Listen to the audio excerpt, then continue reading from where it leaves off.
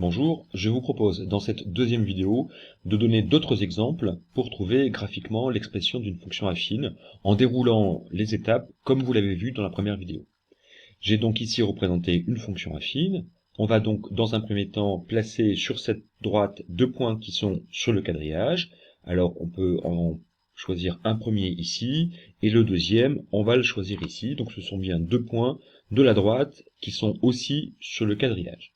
Ensuite, on va se déplacer du point qui est l'abscisse la plus petite vers le point qui est l'abscisse la plus grande, en se déplaçant horizontalement de 5 unités vers la droite et en descendant verticalement de 3 unités.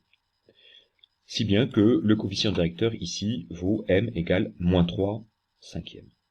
Ensuite, pour l'ordonnée à l'origine P, on constate que la droite coupe l'axe des ordonnées en un point qui a pour ordonnée 3, et donc l'ordonnée à l'origine vaut P égale 3.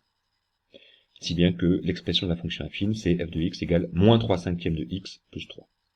On voit un deuxième exemple, avec cette fois-ci cette fonction affine. On va toujours positionner deux points de la droite qui sont sur le quadrillage. On peut en choisir un premier ici, et on peut en choisir un deuxième ici, par exemple. Mais j'aurais pu tout aussi bien prendre celui-ci, ou prendre celui-ci. Prenons par exemple celui-ci.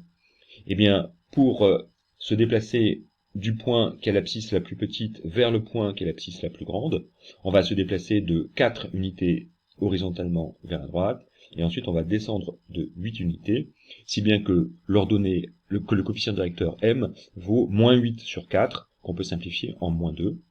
Ensuite, l'ordonnée à l'origine p vaut moins 2, c'est l'ordonnée du point d'intersection de la droite avec l'axe des ordonnées, et donc l'expression de la fonction affine, c'est f de x égale moins 2x moins 2.